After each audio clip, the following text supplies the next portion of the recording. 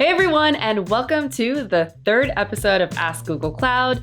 It's the show where we answer the most pressing question facing humanity. Is it GIF or is it GIF? Okay, actually on second thought, it's probably better that we don't start a war in the comment section. So let's just stick with cloud topics. I'm Stephanie Wong, a cloud developer advocate, and today I'm joined by fellow developer advocates Seth Vargo and Carter Morgan. Today, we are answering questions submitted by you, our fantastic Google Cloud, YouTube, and social media audience.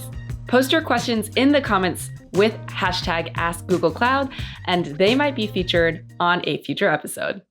And if you have other questions that come up as you're watching today, please go ahead and type them in the live chat, and we'll do our best to try and get to all of them.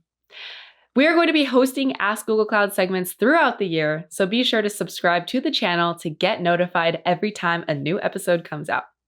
All right, so with that said, let's get started with today's topic, security.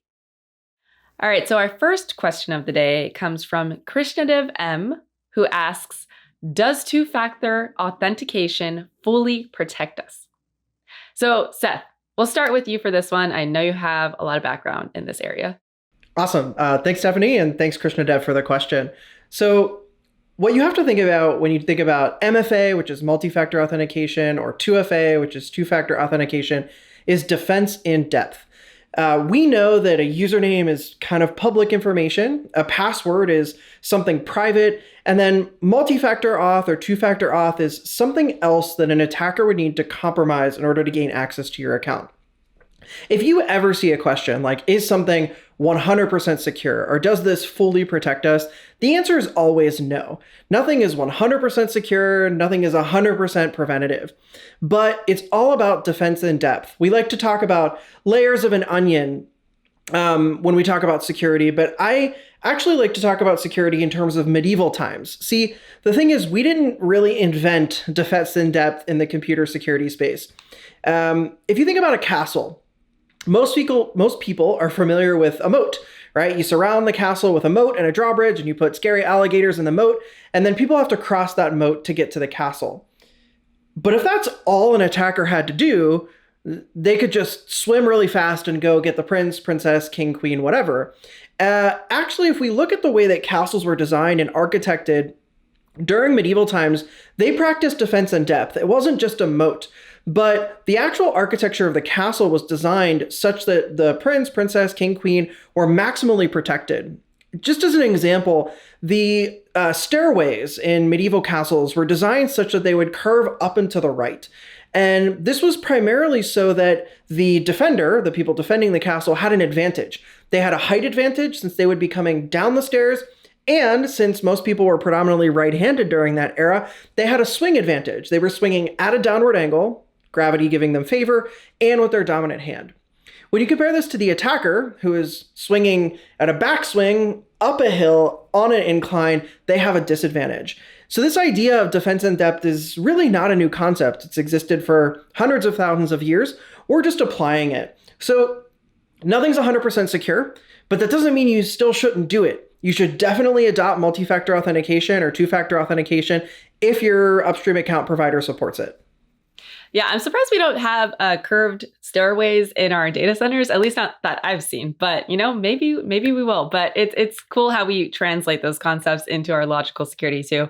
And one way that I know our security specialists here think of it is to explain 2FA as something you know and something you have, right? So something you know, like the password or the PIN number, and then something you have, like your phone, token, or other digital device. And then the other thing is something you are. So something unique to your physical being, like biometrics or fingerprints, palm prints, retina scans, GPS location. I know that I went through that at the data center, which we'll talk about in a little bit. But yeah, it's all an extra layer of protection, like you said. All right, so moving on to our second question. So we have a question from Alessandro C, who asks, how can we secure a Google Cloud storage bucket in which we store sensitive client CSVs? Are there any best practices to consider? So Seth, can you go ahead and answer this one for us too? Yeah, this is also a great question that really leads into a discussion around threat modeling. what are you trying to protect against? What are the attack vectors that you're trying to protect against? In case of Google Cloud Storage, you can enforce ACLs or ACLs, access control lists, on individual objects within a cloud storage bucket. And you can govern those with Identity and Access Management, or IAM. So you can ensure that only customer A has access to object A and customer B only has access to CSV B. Now, you can also add additional controls on top of that, on top of Identity and Access Management, such as VPC service controls, where you can define a service perimeter around a cloud storage bucket or other Google Cloud resources so that they're not accessible outside of authorized networks or outside of other projects that you've pre-configured. So really, there is no checklist box and your cloud storage bucket is now magically secure. You need to think about your threat model, what you're protecting against, what are the access patterns, and how can you most restrict those resources to only be accessed by the customers when they need to access it from where they need to access it. Yeah, I think VPC service controls are great. As you said, you define fine-grained perimeter controls that enforce your security posture across your Google Cloud services. I've used it with BigQuery and cloud storage, and it helps really with data exfiltration. And then I think you might have talked a little bit about context-aware access as well. Is that similar to identity-aware proxy? So it's a little bit different. So context-aware access is like, given my current context, which could be like my device, my mobile phone, my laptop, or perhaps my location, my network, do I have permission to access this resource? So even though I am Seth, can Seth access this resource in this context, right? Maybe I can only access it when I'm at home on my home network, but I can't access it if I'm at a hotel on an untrusted network. Identity-aware proxy is a Google Cloud product that you can put in front of one of your applications and resources that let you enforce these types of policies so that you don't have to modify your code. So it sits in front of your code so you can apply these policies so you don't have to modify your own code in order to enforce some of these policies. So they're related, but slightly different.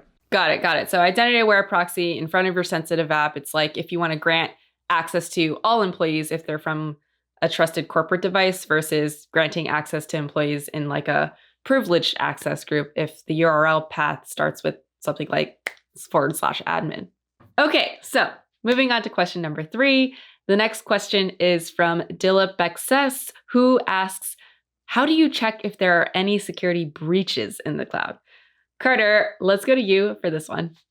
Oh, thank you, Stephanie and Dilip Bekses. Really, this comes down to two things, in my opinion. One, which I'm assuming is kind of taken care of, but maybe you shouldn't assume, but having policies in place to say who should be able to access what and when. And Seth was kind of touching on that before when he said there's context and there's things like IAM to say which roles can access this safely and fine. So if you set that up, that's the first step, because then you can do things like have logging set up to say what people accessed accounts when at what time. And then you can start to make decisions based on these activities. So if people are accessing information at a really, really late point in time, you might say, that's suspicious. Let's look into this more. But that, again, starts with having some policies set up in place to say who should be able to access what, when. And then I think another thing that's really useful is having basically a hub where you can find this information pretty easily. And so these are things Google Cloud kind of provides that I like. But I think those are the first steps to finding out about security breaches.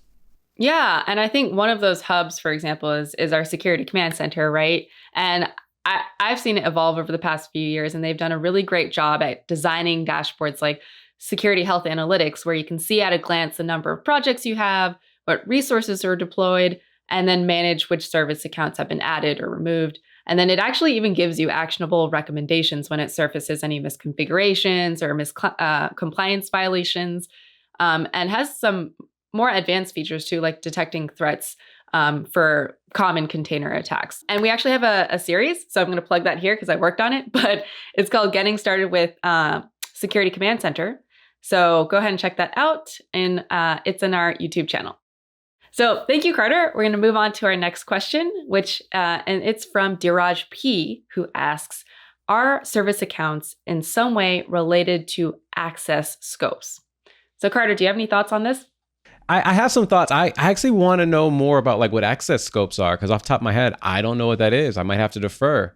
But when I think about service accounts, the first thing I think about is automated access, So instead of having a person manually log in to everything, what if I have an application or a script that can log in and run things, update something for me?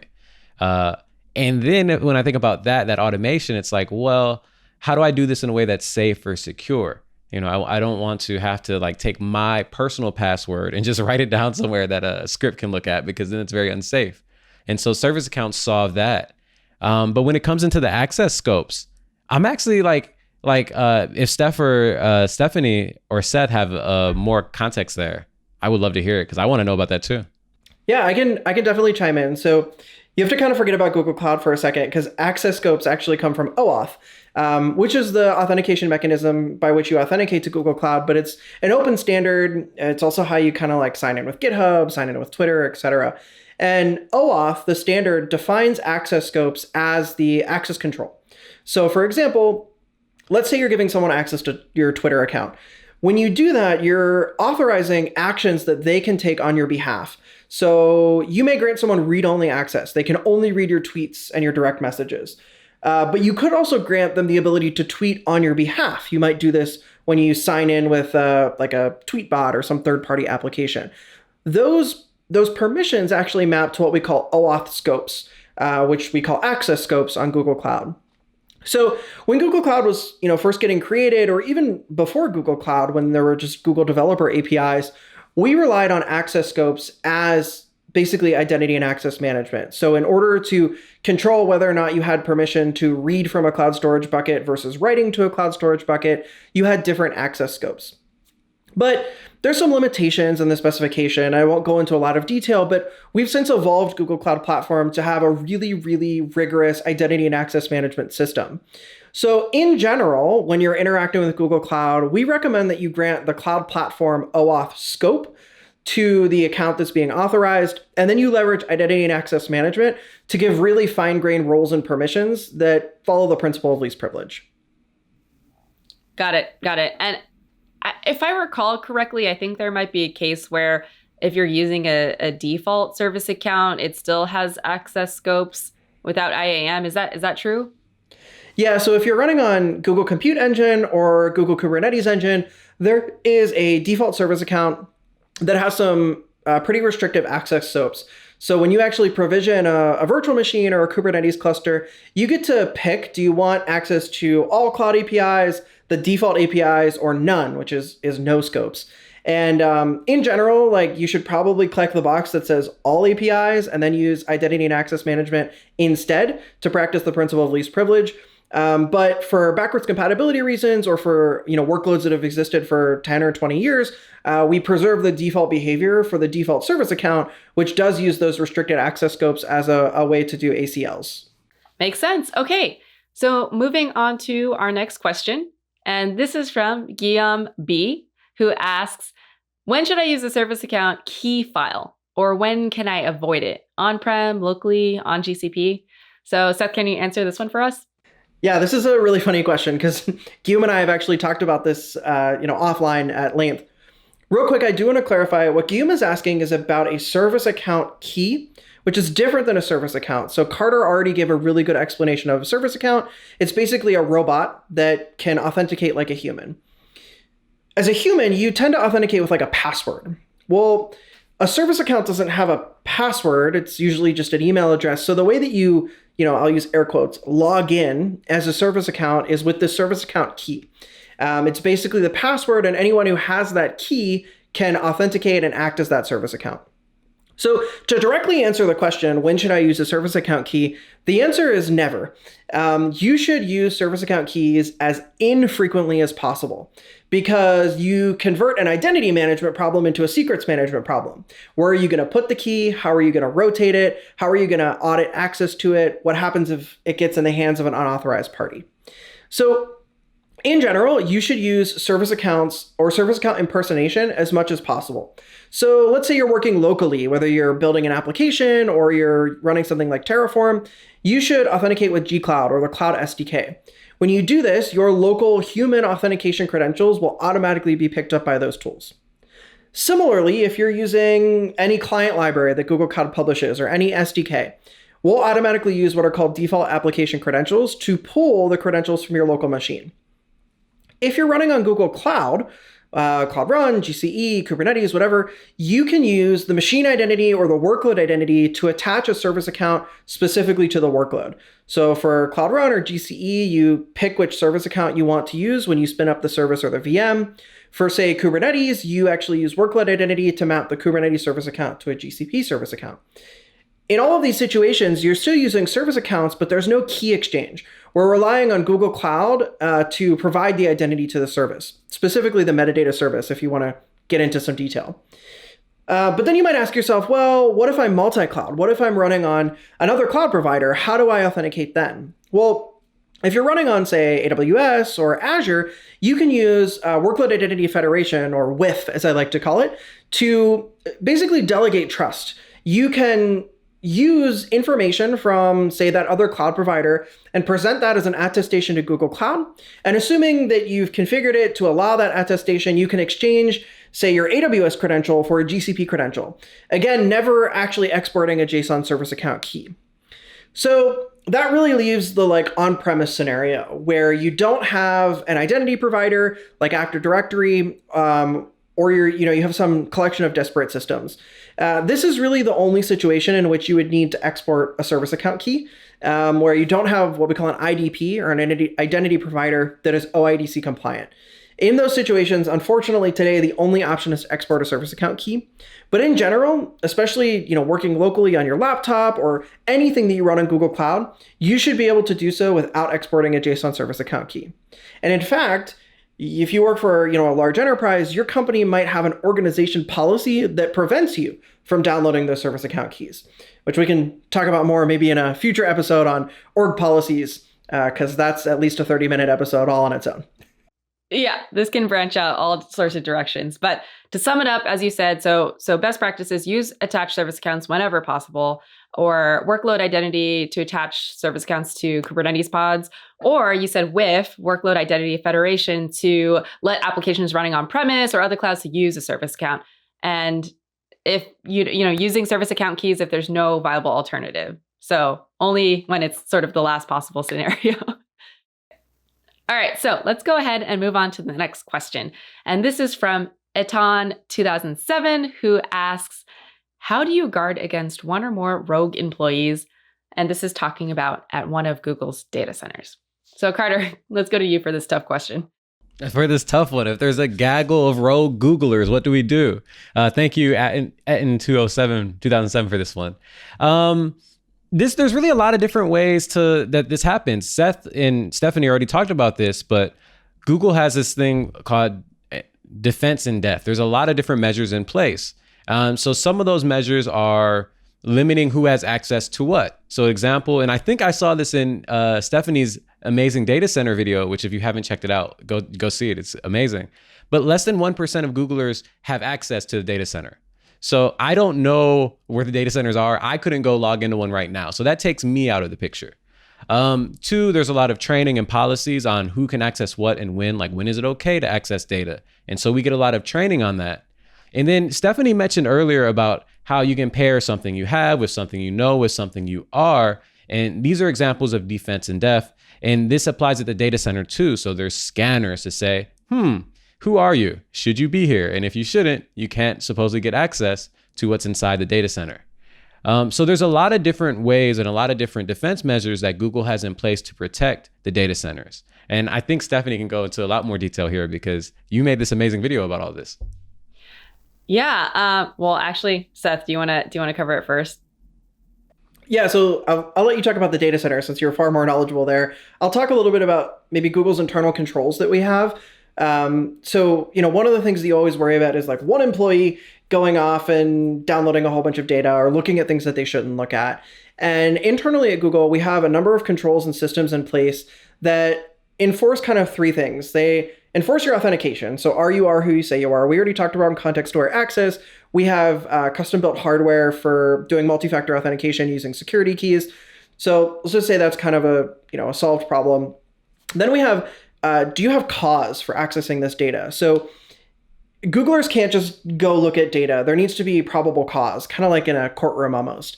That cause could be a customer support ticket. It could be a production outage. There's a number of safeguards. There's maybe like 20 of them. But whenever I'm trying to access user data, or any Googler is trying to access user data, they have to provide some justification. And that justification, again, can come from a number of other sources. It could be customer initiated, or it could be from an outage. And then the third piece of information they have to provide or go through is usually some multi-party approval. So even if there's a support case, in order to go look at the user data, they would need someone else on their team or their sister SRE team to approve that request. That request is time limited. They may only have that authorization for, say, 30 minutes or an hour until they need to renew that authorization. So multi-party approvals and justifications, and then an underlying audit log that tracks all of this. So, even if someone goes through all the processes and approvals, there's still an audit log under the hood that demonstrates the steps they took, who approved it, what tickets was it attached to. And then ultimately that can get surfaced in our Access Transparency Report, which is a Google Cloud product, where you can see if a Googler has accessed your data, why they accessed it, and what approvals they went through to do so.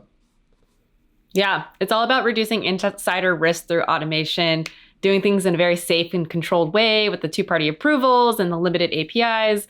So we don't expose any sensitive information. But yeah, same thing goes for Google employees' access to any end user information through Access Transparency, as you mentioned. So there's a security white paper that y'all should check out. Lots of stuff that Seth has worked on as well. But to just touch on the data center experience that I have, I can tell you from experience, it was very difficult for me to even be able to be in there in the first place. But, ACLs are important. So you have to be on an access control list to even be authorized to enter. There's, as I said, the badge readers everywhere. There's biometric scanning at certain locations in the data center, in particular, especially the data center floor. So lots of measures in place to prevent rogue employees, as well as, from anyone trying to leave the data center by bringing anything out. There's metal detectors as you leave certain areas as well.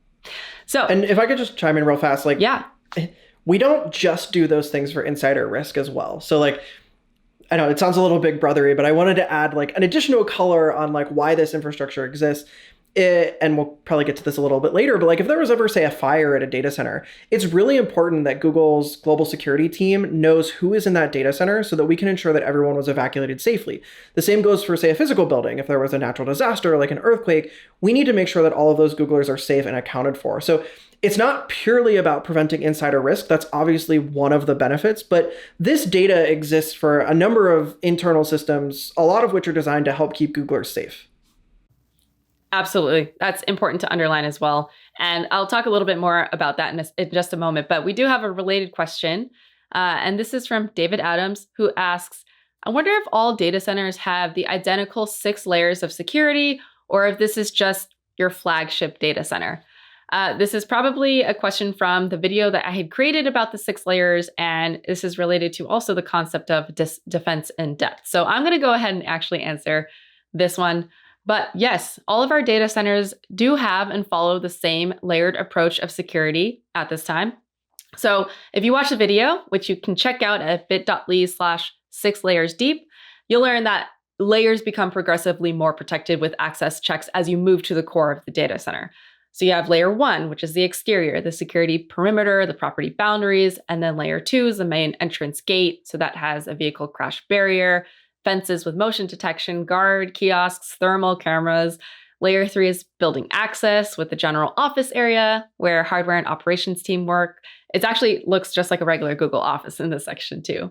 But it also includes an isolated loading dock area where secure shipments are made from vendors that we have already approved. Layer 4, inside the data center itself, it includes operational rooms like the core network room and the security operations center. Now, this is very related to what Seth was just mentioning. The SOC contains a highly trained staff that monitors all aspects of security, and they're responsible for keeping a level head at all times. For example, during these major events or if there's a natural disaster, to keep people safe. Layer 5 is the data center floor, and that includes multi-factor authentication like badge readers, biometric scans, etc. It's the most protected area. And it also includes layer 6, which is inside, and that's disk erase. So once again, go ahead and check out the video to get a full experience of what it was like to go through that. All right, so moving on, our next question is actually a question we have received from a lot of our viewers of our security content on YouTube. And that is, why does Google destroy hard drives at its data centers instead of overwriting them? Now, I just talked about disk erase, which is layer 6, but let's start with you, Carter, for this popular question. Oh, I love it, because this is a question I've seen even on like series I've made.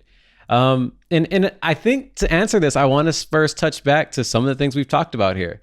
Google is constantly taking multiple steps to secure our data. And this is the same kind of thing. So if someone were to take a drive, that data is encrypted. Sometimes it's hardware encrypted, where there's specific chips on a device to encrypt and decrypt it. But if someone were to actually have a physical drive, they have an advantage, a very large advantage, and that's time. And so they can brute force, and they might be able to figure out ways to access that. So destroying that is another step to prevent things like that. And then something I hadn't realized when I was talking with Seth before this, we were running through some of the questions and whatnot. And he was like, yeah, well, have you thought about future technology and how future technology might be able to do things that we can't right now? And so this is another way to prevent against that. Sure, the encryptions might be very safe now with today's technology, but what about in 20 years? And so this is just another step for ensuring that our data is safe and secure on Google. Yeah. Seth, do you have anything to add there? Yeah, I'll just draw a quick analogy because Carter kind of explained it eloquently, but I know people love to use the word post-quantum crypto, so I won't go there. What I will say is let's talk about DNA, right? DNA is an important part of like every criminal case that you see today. But 20 years ago, like no one talked about DNA. It was all fingerprint, right? Loops and hooks and like fingerprint evidence is still important, but we've made, pretty significant advancements in the biomedical space with respect to DNA and how we can use DNA in criminal cases. You can imagine that something similar will probably happen in 20 years with respect to data recovery. And that's, really one of the reasons why we're investing so heavily in this space and why we do like truly shred physically these hard drives, because we don't want to be in a situation where someone grabs one of these hard drives, puts it on a shelf for 20 years, and then there's this, magical new scanner that you put over it and it extracts all of the data as if it was in plain text. And physically destroying the drives is really, again, part of defense in depth. It's one of the ways that we can truly prevent that from happening, no matter what advancements and technologies might exist in the future. Yeah. I think it's also important to note that we do try to recycle drives and their components, but in the case that a drive cannot be erased, then it is stored securely until it can be physically destroyed. And if you're wondering what happens to this waste, we do have researchers in our Oklahoma facility who are looking into methods of collecting and recycling these rare earth metals in hard drives. As you might know, data centers are the largest consumers of these hard drives that contain these elements like dysprosium. And so they have these elements have a major role in components of like things like electric cars and wind turbines. And so we're doing a lot there to make better use of them. And there's a great article to check out if you want to learn more about that. All right, so our next question comes from Oliver M., who asks, why is there so much physical security at Google data centers? And is there any reason to believe that people might want to destroy the data or the servers? So Seth, I'm going to throw this one to you. Yeah, so this is a great one. It's kind of a two-part question. So Carter already answered the first part, which is once you have physical access to a device or a machine or a hard drive, a lot of the bets are off, right? If I can run a scan on this hard drive, if I can try to brute force the various decryption keys, if I can plug a thumb drive in, I can do a lot more damage. To draw an analogy, now thinking about a data center, right? Like if I have a Wi-Fi access point in my building, I can't do much with that access point if it's up on the ceiling. But if I can get it down on my desk, I can like stick a paperclip into the reset button and I can reset it. I can provision it with my own custom firmware. I can directly connect to it. The threat model changes. The threat model becomes very difficult to protect at this point. And we do have protections in place, right? We have like secure boot mechanisms and the TPMs that make sure that the hard drive and the machine hasn't been tampered with, but it's much harder to protect at that layer. So that's why physical security is so important. And then to your second question is like, are people trying to break into Google data centers? I mean, we can't go into a ton of detail, but the answer is not no. And the answer is not unique to Google, right? We know that customers store data in data centers, even what we call colo data centers, which are data centers as a service, much smaller than like a public cloud provider. They have the same levels of security or similar levels of security because this data is important. Customers are trusting Google to secure their data. If we do have a data breach, it erodes the trust that customers have in securing their data with us. So, this is why it's so important. And, just yesterday and the day before that, in the past 3 days, there have been 3 major independent security breaches targeting companies that are of the size of Google. So it's really not out of the question that people are trying to gain access to these data centers. And that's why we have these protections in place. All right. Well, here is another question that we have received from many of our viewers. What if a data center catches on fire? Would everybody in the world lose their data? So this is one of my favorite questions that we get. So Carter, can you help us out with this one? I'm going to play with that question a little bit. If a data center caught on fire, would the world lose all of its data? No, because not all the data in the whole world is stored in one data center. But what about aliens or zombies? Okay, so this is... What about zombie aliens? All bets are off at that point. I'm hiding in a data center if that happens. Look, here's the thing we got to watch for or think about. When it comes to this, every organization, if you store important information, whether it's in a file in your desk somewhere, whether it's on a computer, whether it's in a data center, you have to have a plan for the unfathomable, for disasters, for having to recover your data for a national disaster. Okay, well, what about like a spy or national disasters like floods? Yes, you have to have a plan for as much as you possibly can. And I don't think you can plan for everything, but data recovery is one of those things, and redundancy is one of those things. So that there's a... What about Godzilla? All right, I'm about to quit. There's a lot that could happen. And I'm sure everyone here can go into more. But one of the things that Google does really well is they duplicate data when necessary. They have multiple zones. They have regions. So someone like a customer can say, hey, I want to make sure that my data is replicated across zones, so that if a zone goes down, I can have data still up and online. And so that's one of the things that you have to do when you're securing your own information, is set up a disaster or data recovery plan. And Google has some of this in place too at the data center level to help protect you. But like Seth and Stephanie were saying, there's so many different cases. Like, do you guys have a little bit more about how to actually set this up, or how much of it is Google's responsibility versus how much is the customer's responsibility?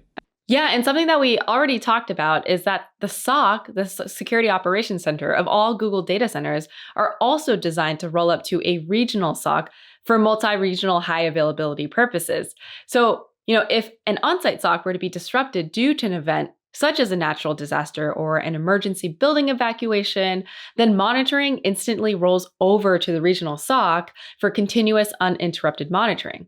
So SOCs act as a center for emergency and safety response, in addition to security responsibilities, like Seth mentioned earlier. These SOCs monitor and respond to alarms at all of our facilities and are constantly tracking local and global events that could impact operations at our data centers.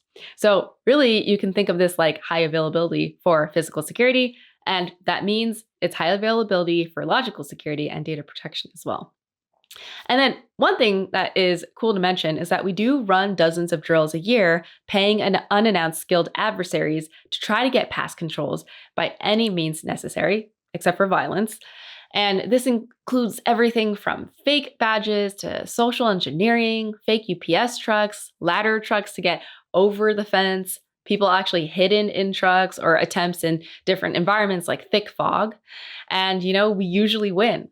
After every attempt, the main thing is that we want to run a blameless postmortem to improve and make the next attempt even harder. And we ensure the strength of our security controls, and then we iterate controls as needed. So, this is all about building a culture of security. Yeah, and we also have an exercise at Google, which we call DIRT, Disaster and Recovery Testing, which affects both the software security side and the data center security side, where to directly answer this question, like what happens if there's a fire at a data center, we have in the past completely severed a connection to a data center to make sure that our disaster recovery protocols were in place. Because yeah, you can write something down, you can put it into Google Doc, you can print it out and put it in a safe, but an untested backup plan is not a plan. So we actually, and we've written multiple white papers about this, where we actually do some crazy stuff. Like we'll cut off the entire Mountain View office and all of our senior executive cell phones and make them inaccessible and make sure the organization can continue to function from a business continuity perspective. But we'll also take an entire data center, quote, offline by maybe severing the fiber connection to make sure that our disaster recovery plans are in place. All right, so our final question of the day comes from Martin W., who asks, I'd love to work in a data center, so I have to ask, how does one go about getting a job at a data center? So we love this question. Seth, do you have any tips for Martin? Yeah, so you can always check out the Google Careers page. And I think we'll either drop a link in the comments or we'll show it on the screen here. But we actually have a lot of openings at our data centers. We also have a lot of openings for software engineering positions, site reliability engineering positions. The only one that guarantees you'll see the inside of a data center is the data center engineering positions, but you should always check out the Google Careers page. You can filter by location, including remote work, and we're always opening up new positions and new areas. You can also set up alerts to get an email anytime a position opens up that fits your custom filter criteria. Sorry, I just so really want to try and get a job sneaking into the data centers. Like if that's on that page, I'm signing up today. Those are usually external firms. I actually used to work for one. You won't find that on my resume or LinkedIn, but it's a really fun job. But you will occasionally end up in jail, at least for a night while they get a hold of the CISO or the CIO to confirm your story that you were, in fact, hired by the agency that you were penetrating at the time.